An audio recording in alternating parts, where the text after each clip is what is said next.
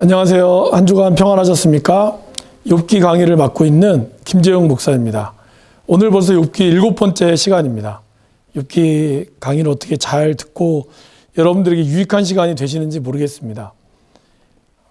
욥을 통해서 또 우리에게 주어진 또 하나님의 뜻, 저와 여러분들의 삶에 역사하시는 또 말씀하고자 하는 하나님의 뜻을 잘 알고 묵상하는 시간이 되면 좋겠습니다. 기도하겠습니다. 사랑과 은혜의 하나님 감사합니다. 오늘도 저희와 함께하여 주시고 또 욥을 통해서 하나님의 마음을 알게 하여 주시니 감사합니다. 귀한 말씀들 한 절 한 절 너무나 소중한 말씀들이오니 그 어느 것 하나도 땅에 떨어뜨리지 않게 하시고 고이고이 내 마음에 내 마음판에 새겨 또 말씀대로 순종하며 살아가게 하여 주옵소서. 부족한 종에게 이 어려운 말씀을 허락하여 주셔서 감사합니다. 두렵고 떨림으로 준비하고 있습니다. 하나님 지혜를 주시고 함께하는 모든 분들에게도 은혜를 더하여 주옵소서. 예수님 이름으로 기도합니다. 아멘. 네, 오늘의 주제는 나를 아는 모든 사람이 내게 낯선 사람이 되었구나. 욥기 19장 13절 말씀입니다. 그 전에 여러분 한번 질문을 좀 드릴까 합니다. 먼저 항상 친해왔던 누군가가 낯설게 느껴진 적 있으십니까? 얼마 전에 좀 오래됐죠. 영화 그 페이스 오프라고 하는 영화 혹시 아세요? 사람이 범죄자하고 경찰이 서로 얼굴을 바꾸잖아요. 그러면서 일어났던 그 일들이죠. 그런 것처럼 그때 이제 그 부인이 경찰의 부인이 남편이 예전과 너무 다른 모습으로 있어서 처음에는 이렇게 다정다감해졌지 좋아했는데 나중에는 그 알고 나서는 몸소리치는 그 장면이 좀 기억에 나더라고요. 사실 영화의 중요한 핵심은 아니었지만 그만큼 사람이 바뀐다는 거, 뭔가 얼굴은 똑같은데 낯설게 느껴진다는 거, 그런 경험들 여러분들은 혹시 있으신가요? 오늘 우리는 이 욥을 통해서 그런 하나님 또 그런 친구들의 모습을 보게 될 것입니다. 또 하나 살펴보려고 해야 될까요? 궁서설묘라는 한자 성어가 있습니다. 이걸 찾아보니까 이런 뜻이에요. 궁지에 몰린 쥐가 고양이를 문다. 이런 말도 있죠. 지렁이도 밟히면 꿈틀거린다. 왜 이런 표현을 썼을까요? 오늘 욥은 2차, 그러니까 1차 변론 엘리바스와 그리고 또 빌닷이죠. 빌닷과 그러니까 엘리바스 또와 욥, 그다음에 빌닷, 욥. 오늘 이제 빌닷에 대한 발언이잖아요. 이런 것들을 계속 합니다. 근데 얘네들이 뭐 엘리바스도 그렇고 빌닷도 그렇고 처음에 1차 때는 조용조용 얘기하지만 2차, 3차에 갈수록 가짜뉴스도 만들고 그런 거 점점점 어떤 비난의 강도를 높여가잖아요. 그것에 대응하는 욥도 어떻죠? 욥도 은매기주가 아니라 밟히면 꿈틀거린다고 계속 궁지에 몰리니까 고양이를 무는 것처럼 그렇게 득달같이 달려드는 모습이 있다라는 것이죠. 그만큼 욥은 지금 자신이 처한 상황이 너무 억울하고 너무 이 화가 치밀어 오는 거죠. 좌절과 절망 가운데서. 이런 내용들을 한번 살펴보도록 하겠습니다. 욥의 말이 오늘 9장, 10장, 19장, 26장이죠. 다 읽어오셨죠, 여러분? 네. 뒤에부터 보면 낯익은 하나님, 근데 낯선 하나님. 이 부분을 우리가 좀 더 이따가 볼 거고요. 두 번째, 우정과 사랑이 무관심과 폭력으로 변했을 때 어떤 모습일까? 첫 번째는 모방을 통한 반대어법을 구사한다. 그러니까 욥은 그들 앞에 했던 말들에 대해서 똑같이 모방하면서 이제 반대어법을 구사하고 있는 거죠. 대표적인 걸 볼까요? 빌닷이 이렇게 얘기하죠. 너는 하나님의 심판을 잘못한다고 생각하느냐? 전능하신 분께서 공의를 거짓으로 판단한다고 생각하느냐? 이거에 대해서 욥은 이렇게 얘기해요. 그것이 사실이라는 것은 나도 알고 있다. 그러나 사람이 어떻게 하나님 앞에서 의롭다라고 주장할 수 있느냐. 그러니까 이 공의와 의로운 거를 얘기하면서 이 빌닷은 하나님의 공의를 옹호하는 입장이라면 똑같은 말을 쓰면서 그는 반대의 어법을 쓰고 있는 거죠. 또 하나는 뭐가 있죠? 내가 언제나 말문을 닫겠느냐. 좀 더 지각 있는 말을 해라. 그러면 우리가 대답하겠다. 너무 너의 말이 무식하고 말도 안 된다. 그거에 대해서 우리 욥은 뭐라 그러죠? 너희가 언제까지, 똑같은 말이에요. 언제까지 나를 괴롭히고 말로 나를 꺾을 작정이냐. 그러니까 욥은 이러한 모습들을 통해서 친구들의 문제가 신앙의 어떤 교리, 그죠? 도덕, 이것이 아니라는 거예요. 그러니까 이 친구들의 말이 틀린 말이 하나도 없어요. 늘 여러분들 살펴봤겠지만 친구들의 말은 다 맞아요. 그러나 그 문제가 이런 어떤 교리나 도덕적인 옳고 그름의 문제가 아니라 지금 자기가 가지고 있는 위치, 그러니까 너희가 지금 옳다고 생각하는 위치에 있으니까 하나님의 심판을 아무렇지도 않게 얘기하지만 내 입장이 돼봐라. 내 입장이 되면 너희들도 이렇게 될 거다. 내가 너희들의 말을 틀렸다고 한 것이 아니다. 그렇게 이야기를 하고 있습니다. 19장 2절에 보면은 오늘 여기 나오죠. 나를 괴롭히고 말로 나를 꺾을 작정이냐. 여기서 이 괴롭히고 이 말은 부순다라는 뜻이 있어요. 근데 이거는 도덕적인 죄가 아니라 스스로 인간의 결점과 오류 가능성을 얘기하는 거예요. 그러니까 도덕적으로 문제가 있다면은 욥은 당연히 벌을 받아야 되지만 어떤 인간이 가지고 있는 누구나 할 수 있는 실수들 이런 것이 있지 않느냐. 왜 이거를 인정하지 않고 왜 너희들은 나의 어떤 그러한 도덕적인 잘못으로 치부하느냐. 이거를 이야기하고 있습니다. 두 번째, 우정과 사랑이 무관심과 폭력으로 변했을 때. 욥기 19장 2절 3절에도 이렇게 얘기하죠. 자네들은 언제까지 나를 괴롭히려는가? 언제까지 나를 말로 윽박지르려는가? 이렇듯이 거듭거듭 모욕하고 들볶으면서 미안하지도 않은가? 그는 지금 자기가 처해 있는 상황, 여태까지 가장 친하다고 여겼던 친구들이 자기를 들들 볶고 말로 윽박지르고 나에게 폭력을 행사하고 있다는 거예요. 그러면서 이제는 뭐라 그러죠? 하나님이 가족을 내게서 멀리 떠나게 하시니 나를 아는 자들이 하나같이 나를 피한다네. 아내마저 더 이상 내 곁에 있기 싫어하니 나는 가족에게 불쾌한 존재가 되었다네. 가장 사랑하는 이들도 나를 거부한다네. 오 친구들이여, 소중한 벗들이여. 그는 친구로 인정하고 있지만 친구들은 어떻게 해요? 나를 불쌍히 여겨주게나. 자네들마저 나를 그렇게 대해야 하겠나? 이들이 우정으로 모였던 사이였잖아요. 그리고 욥의 그러한 모습을 두고도 일주일 동안 아무 말 안 하고 기다려줬던 그런 친구들이에요. 그래서 욥은 비로소 자기의 심정을 그들에게 솔직히 토로했잖아요. 근데 그때부터 친구들이 변했어요.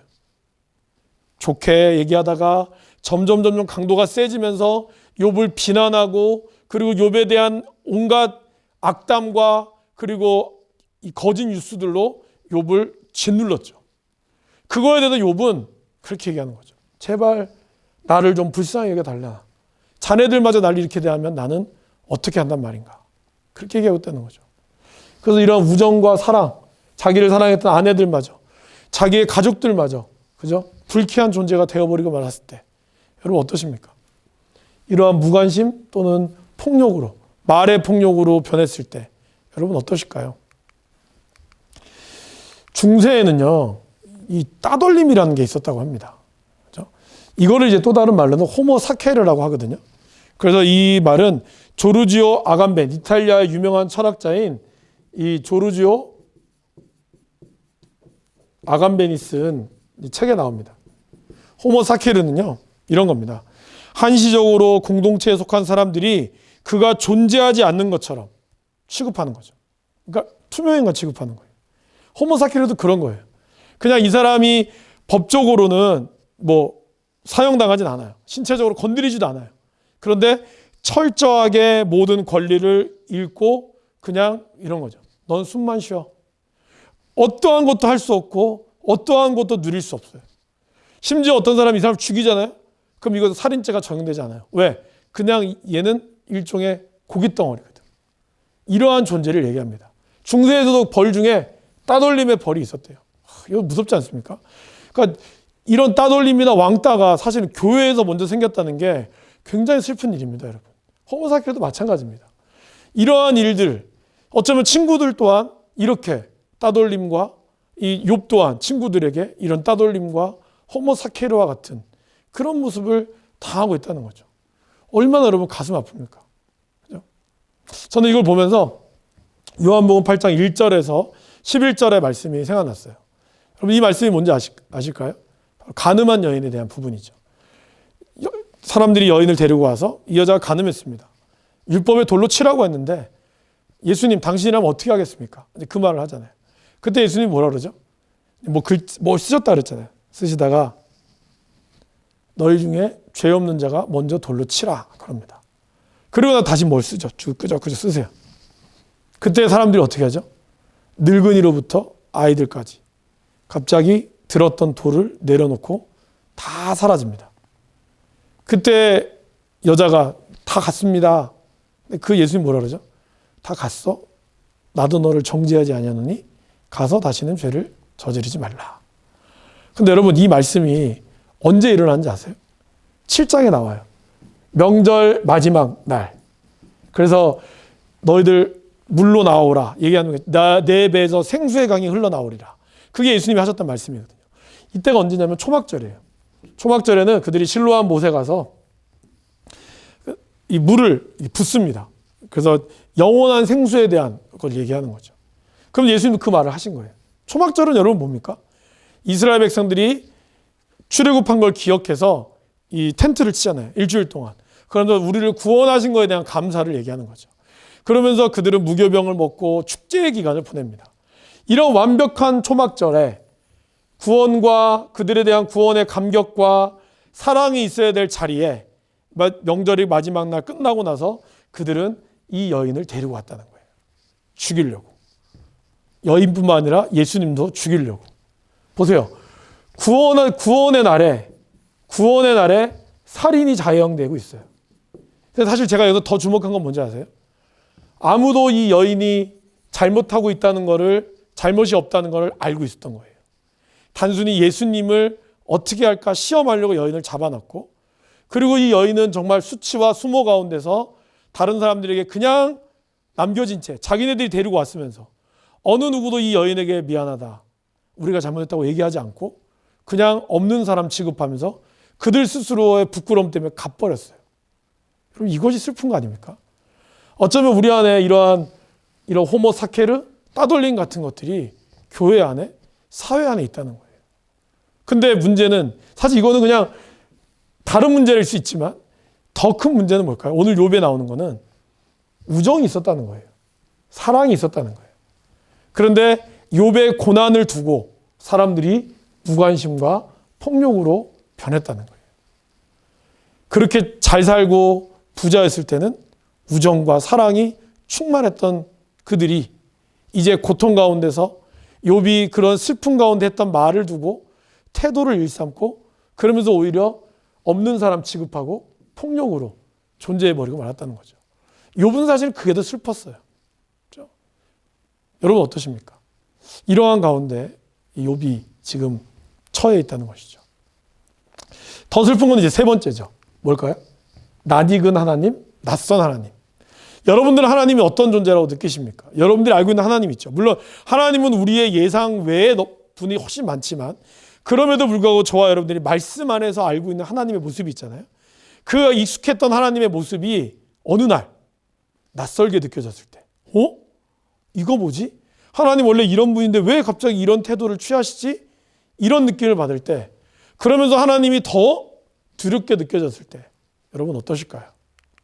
오늘 욥은 9장 8절에서 12절에 홀로 하늘을 펼치시고 바다의 물결을 밟으시니 북두칠성과 삼성을 만드시고 묘성과 남방의 밀실을 만드시니 측량할 수 없이 크신 일을 하시고 헤아릴 수 없이 놀라운 일을 하시느니, 바로 창조자 되신 하나님을 얘기합니다. 익숙하죠? 여러분 인정하시죠? 하나님 이런 분이세요. 하나님은 정말 이 모든 것들을 홀로 하늘도 펼치시고 이런 아주 시적 표 아주 아름답게 하나님 이렇게 이러한 분이시죠. 그죠?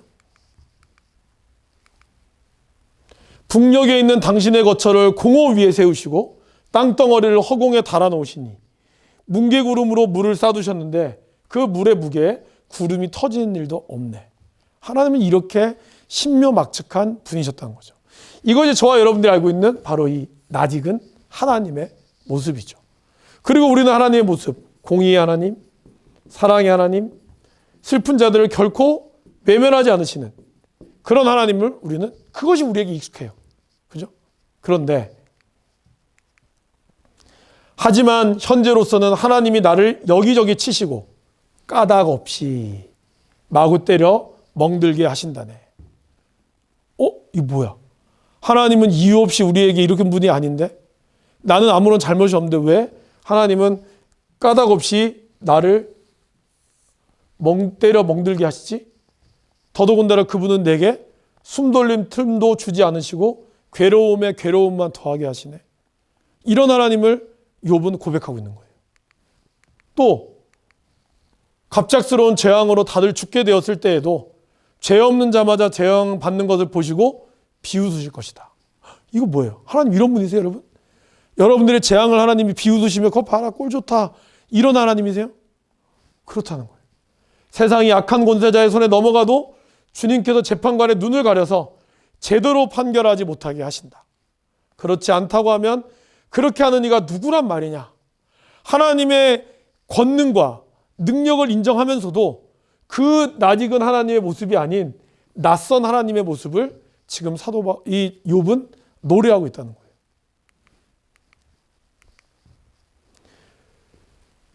욥기 9장 25절 28절에 보시면은 이렇게 표현되어 있습니다. 나의 생명이 경주자보다 빨리 지나가는데 무슨 좋은 일을 볼 수 있겠습니까? 시간이 너무 빨리 지나간다는 거죠. 그렇죠? 삶을 건강하게 만드는 건 뭘까요, 여러분? 안정적인 리듬이죠. 그래서 저도 정말 다이어트를 많이 했지만 늘 다이어트 할 때마다 저에게 충고해 주는 분들은 뭐라 그러냐면 규칙적으로 밥을 먹어야 된다. 일정하게. 그렇죠? 아무리 24시간이라는 시간도 일정한 리듬으로 가야 건강한 거죠. 근데 저녁에 안 먹고 아침에 못 먹었다도 폭식하거나 아침을 쫄딱 굶고 저녁에 폭식하거나 운동도 꾸준하게 해서 근육을 늘려야 되는데 그러지 못하고 일정한 리듬이 없이 가면 어떻게 되죠? 건강하지 못하는 거죠. 그래서 삶을 건강하게 하는 것은 시간의 안정적인 리듬과 지속에 대한 신뢰인데 지금 욥은 어떻죠?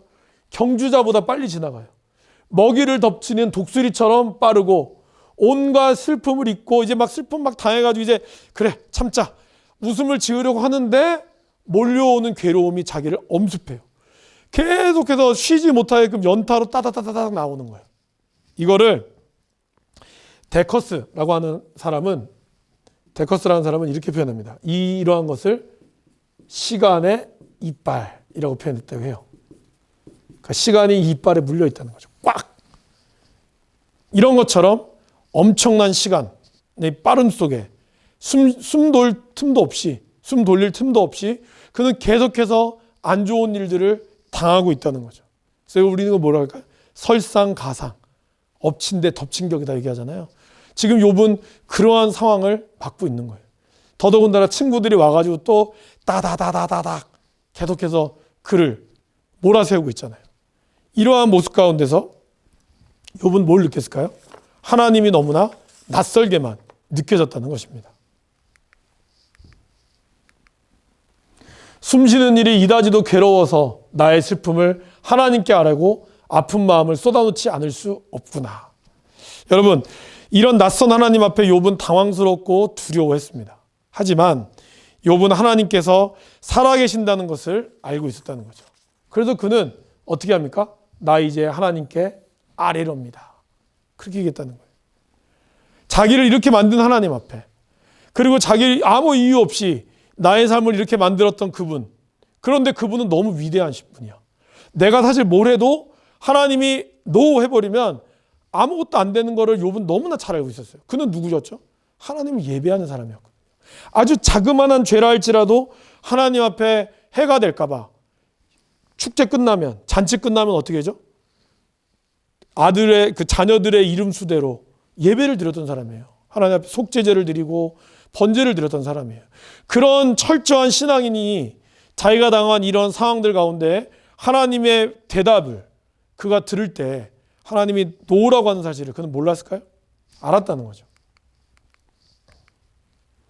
내 구속자가 살아계시고 그분이 결국에는 이 땅 위에 서실 것을 나는 알고 있다네.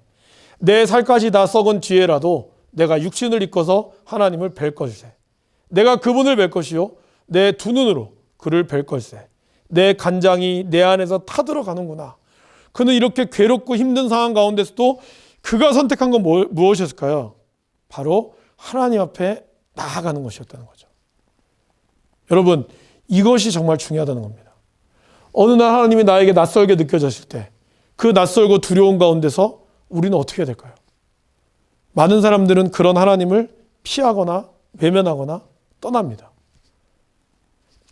욥의 부인도 뭐라 그러죠? 하나님 욕하고 죽으라 그랬어요. 그런데 욥은 오늘 이렇게 몰아치는 이러한 상황들 가운데서 욥은 어떻게 하죠? 나는 하나님을 살아계심을 믿고 나의 구속자가 나에게 대답해 줄 것을 확신한다 라고 얘기하면서 나아가고 있다는 것이죠. 저는 여기서 욥은 이렇게 얘기하죠. 이제 내 인생도 얼마 없지 않습니까? 그러니 끝내주십시오. 나를 내버려 잠시나마 편안하게 해주십시오. 제발 하나님 나에게 이제 나의 관심을 꺼달라고. 이제 욥은 하나님과의 어떤 대면 넘어서 거의 뭐라 해야 될까요? 약간 맞짱이라고 해야 될까요? 이런 수준으로 왔어요. 그 정도로 욥은 두렵고 힘들었지만 그는 하나님 앞에 정직하게 나옵니다. 잠시 동안의 평안이라도 누리도록 캄캄한 어두움의 땅에서 내려가기 전에 숨이라도 제발 고를 수 있도록 나를 홀로 있게 해 주십시오. 그는 값싼 희망으로 도피하지 않았어요. 좀 더 편한 길로 하나님 떠나면 되겠지가 아니라 정직하게 그의 절망과 맞서고 있다는 거죠. 하나님과 그는 마주보고 있다는 것입니다. 우리는 좀 힘들고 어려우면 회피하려고 하죠. 그리고 그냥 뭐 좋은 게 좋은 거야 얘기하지만 사실 그 안에는 그래도 잊고자 하는 그런 노력들이 있죠. 그래서 기도하지 않아. 오히려 더 힘들면요 기도가 안 나와요, 여러분. 아세요? 네. 더 힘들면 기도조차 나오지 않을 정도로 힘들 때가 있습니다. 그래서 사람들이 회피하죠. 잠시 교회를 쉰다거나 잠시 떠나 있거나 아직 내 마음이 정리가 되지 않았어요. 좀 괜찮아지면 올게요. 그러나 욥은 그렇게 하지 않았습니다. 오히려 욥은 이 절망에 하나님께서 주신 절망이라는 걸 알고 그는 하나님 앞에 맞서고 있다는 것이죠. 그러면서 하나님의 대답을 기다리고 있다는 것입니다. 왜 욥이 두려워하지 않았겠습니까? 욥의 그 수많은 고백들을 보면 두려움이 가득했어요. 하나님을 경외함과 두려움 속에서 그 경계선상에서 그는 서 있었다는 거죠. 그래서 저는 여기서 달란트 비유와 문화 비유 그리고 탕자의 이야기 이 세 가지의 비유 이 두 가지 이야기에 공통점이 있다는 것을 제가 좀 생각하게 됐어요. 여러분이 달란트와 문화 중에 이제 중요한 건 누구냐면은 한 달란트 받았던 사람, 한 문화 받았던 사람, 그리고 결국에는 한 달란트 남겼던 사람, 한 문화 남겼던 사람이에요. 그리고 탕자, 둘째 아들이죠. 아버지의 모든 재산을 다 탕진해 버리고 어떻게 해야 될까? 이제 굶주려 죽게 되었을 때 그가 아버지로 가야 될까, 아버지께로 가야 될까 말아야 될까 고민했을 때, 그렇죠? 이 두 개의 공통점은 뭘까요, 여러분? 이 세 개의 사건에서 두려움이라는 겁니다. 한 달란트 비유의 사람 읽어보시면 너 왜 한 달란트밖에 못 남겼어? 줬잖아. 그때 뭐라 그러죠? 주인은 굳은 사람이라 내가 두려워서 땅속에 묻었다 그랬어요. 이 문화도 마찬가지죠. 동일하게 내용은 약간 다르지만 결국에는 하나밖에 못 남긴 사람의 공통점은 두려움이 있었어요. 두려웠다는 거예요. 누가? 주인이. 하나님이 두려웠다는 거예요. 그 두려움 때문에 아무 일도 못한 거예요. 오히려 회피한 거죠. 두려웠으면 더 해야 되는데 사람이 두려우면 자기 마음대로 하는 경향이 있어요. 회피했다는 거죠. 탕자는 어땠죠? 탕자도 두려웠죠. 아버지가 살아계신데 돌아가실 때 받아야 될 재산을 미리 챙겼죠. 더더군다나 받자마자 바로 거의 도망갔잖아요. 도망가고 그 돈 다 썼잖아요. 그리고 그거 정말 무슨 낯짝으로 아버지 앞에 가겠습니까? 그런데 그는 두려움 속에서 어떻게 했죠? 그래도 내가 아버지 앞에 가서 종으로 있는 것이 낫겠다. 그는 그렇게 얘기했어요. 정말 염치불구하고 가야겠다. 여러분 갔을 때 어떠한 결과가 벌어지죠? 아버지가 저 멀리서 아들을 기다리고 있었어요. 그리고 송아지를 내오라고 하거든요. 송아지. 근데 여러분 이 헬라어 송아지에는 그 송아지라는 게 나옵니다. 정관사가 빠졌어요. 우리나라 성경에는. 정관사가 왜 들어갈까요? 그 송아지란 말은요. 귀한 손님이 올 거를 대비해서 준비한 송아지였다는 거예요. 그러니까 아들일 수 있겠죠. 어떻게 보면. 아들이든 귀한 손님이든 그냥 집에 있는 아무 송아지 한 마리 좋은 송아지 잡아오라는 게 아니라 누군가를 위해서 만들어 놓은 이 대속제물을 준비하고 있으라는 거였어요. 우리가 두려움에 떨어서 지금 내 삶이 힘들고 어렵고 힘들어서 두려워서 이 모든 것이 하나님의 심판 같고 때로는 하나님의 어떤 저주 같고 그래서 뭔가 두렵기 때문에 조금 상황이 괜찮아지면 가야지라 할지 모르지만 그럴 때일수록 우리는 어떻게 된다고요? 하나님 앞에 그분을 마주 봐야 된다고. 네. 결국 여러분 사단의 전략은요. 여러분들을 부자가 되게 하고 거지가 되게 하는 게 목적이 아니에요. 사단이 부자가 되게도 만들 수 있고 거지가 되게도 만들 수 있지만요. 그걸 통해서 사단이 원하는 건 뭘까요? 하나님을 믿지 않게끔 만드는 게 가장 큰 목적입니다. 여러분들이 잘 살다가 거지가 됐어요. 그러면 안 되겠지만 그렇게 됐을 때 교회를 떠나겠다. 사단이 좋아하는 거예요. 예수 잘 믿어서 부자가 됐어요. 근데 부자가 되는 순간부터 교만해져서 하나님 멀어졌다? 사단 좋아하는 거예요, 여러분. 사단은 어떤 식으로든지 여러분들이 형편이 어떠한지 관심 없어요. 제일 관심 있는 건 뭐예요? 여러분이 하나님으로부터 떠나기를 관심하고 있다는 거예요. 지금 여러분들의 상황이 두려움에 처해 있는 사람 있잖아요. 그럴 때 어떻게 된다고요? 더 하나님 앞에 가면 내가 힘들고 어려울 것 같잖아요. 그럴 때에도 주님 앞에 가서 따지더라도 내가 주 앞에서 내가 교회에서 죽으리라 주 앞에서 죽으리라 그러한 마음으로 가야 한다는 거죠. 욥은 그랬다는 거예요. 비록 그가 늘 알고 있던 하나님의 모습은 아닌 낯선 하나님의 모습 속에 두려움을 느꼈지만 그럴 때에 그는 다시 일어나서 하나님 앞에 나아가고 주님 나에게 대답해 주세요 라고 얘기했다는 거죠. 이러한 자세가 우리에게 필요하다는 것입니다. 그래서 욥의 본론에서 우리가 생각해 볼 점 두 가지입니다. 첫 번째, 사랑과 관심과 폭력의 상관성에 대해서. 요즘 데이트 폭력 이런 얘기 많이 들으시잖아요. 가정 안에서도 자녀에 대한 어떤 그 가정 폭력들 이런 것들이 사실은 다 내가 너를 사랑해서 그래. 너 잘 되게 하려고 그래. 이런 관심이거든요. 오늘 욥의 친구들도 아마 왜 나한테 왜 그래 이러면 그들은 뭐라고 할까요? 야, 내가 다 너를 생각해서 그러는 거야. 네가 지금 이렇게 어려움을 처한 이유를 모르니까 내가 너를 정말 오랜 우정으로 너에게 이야기하는 거야 라고 얘기하지만 받는 사람은 그게 폭력으로 받아들여질 수 있다는 거예요. 그렇죠? 학교 폭력도 마찬가지입니다. 우리 안에 있는 이러한 폭력, 이 사랑과 관심이라고 하는 것으로 포장되어서 수많은 폭행들이 자행되고 있다는 거죠. 교회 안에도 그런 일이 많다는 겁니다. 여러분, 히틀러를 지지했던 사람이 어디였죠? 독일의 교회였습니다. 독일의 교회가 히틀러를 지지하면서 유대인들을 학살하는 것을 묵인해 줬어요. 왜? 왜 그럴까요? 바로 그것이 하나님의 공의라고 생각했고 히틀러가 하나님의 택함받은 자라고 그들은 착각하고 있었다는 것이죠. 폭력이 용인된다? 용인될 수 없습니다. 이런 사랑과 관심이란 이름만으로. 그래서 신학이 무서운 것이 사람들이 어느 한 신학에 빠졌을 때 기쁨으로 사람을 죽인다라는 표현을 하는 신학자가 있었어요. 그러니까 어느 신학에 빡 빠져 있어서 이것이 옳으면 다른 사람 죽이는 거는 하나님이 기뻐하신 일이라고 다 포장한다는 거죠. 지금 보세요. 이단들. 신천지라든지 수많은 이단들이 다른 사람들 미혹하는 걸 어떻게 해요? 자랑스럽게 여겨요. 그게 복음의 전략이라고 착각하고 있는 거예요. 여러분, 절대로 그것은 용인될 수가 없는 겁니다. 그런데 오늘 욥은 그러한 모습이 있었다는 거죠. 그렇다면 저와 여러분들은 이 사랑과 관심이라는 이유로 혹시 나는 폭력성을 띠고 있지 않은가? 우리에는 언어의 폭력, 그다음에 물리적인 폭력, 아니면 내가 가지고 있는 것으로 갑질하는 그런 것들이 아닌가 생각해 볼 필요가 있다는 겁니다. 두 번째는 하나님이 두렵고 낯설 때 여러분 어떻게 하십니까? 아까 다 얘기 드렸지만 여러분들이 하나님 두려울 때가 있으세요? 하나님 낯설 때가 있으세요? 그럴 때 여러분 지금까지 어떻게 헤어졌습니까? 한번 고민해 보시고 욥의 이야기를 다시 한번 묵상해 봤으면 좋겠습니다. 우리의 삶의 적용, 하나님과의 묵상의 시간을 한번 가져봤으면 좋겠습니다. 여러분 이 욥기를 통해서 하나님의 마음, 그렇죠? 여러분들이 지금까지 알고 있었던 하나님, 욥을 통해서 보던 또 다른 하나님의 모습 속에서 이제 여러분들과 하나님과의 어떤 관계 속에 잘 세워져 나갈 수 있기를 바랍니다. 두 번째는 나의 가족과 친구와의 관계를 한번 점검해 보십시오. 내가 정말 사랑해서 하는 말이야.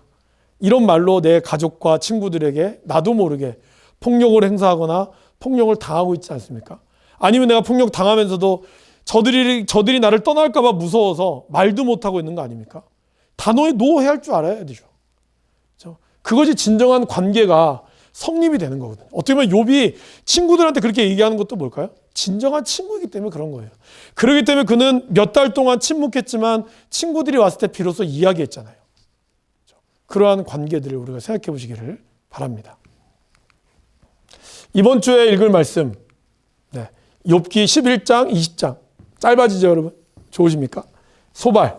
이제 또 이 욥의 지금 말을 들은 소발이 어떤 말을 할지 여러분들이 한번 생각해 보시고, 총 3차에 걸친 변론인데 소발은 1차하고 2차밖에 안 나오죠. 마지막은 안 나와요. 그래서 이 말을 여러분들이 한번 묵상하시면서 소발은 어떤 얘기를 했는지, 또 여러분이 욥이라면 그 말에 어떻게 받아칠 것인지 이것도 한번 생각해 보셨으면 좋겠습니다. 네. 또 오늘 욥기 7강을 저희가 또 마무리하고자 합니다.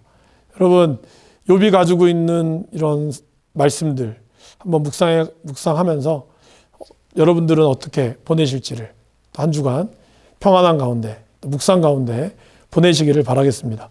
혹시 이 강의 안들을 제가 PPT로 지금 이제 7강까지 해왔는데요. 1강부터 6강까지를 제가 좀 한 강씩 올리면서 혹시 여러분들이 좀 도움이 되실까 해서 그 채널에 올려놓을 테니까 필요하신 분들은 가져가서 보시는 것도 좋을 것 같습니다. 오늘 너무 고생 많으셨습니다. 다음 주에 뵙겠습니다. 감사합니다.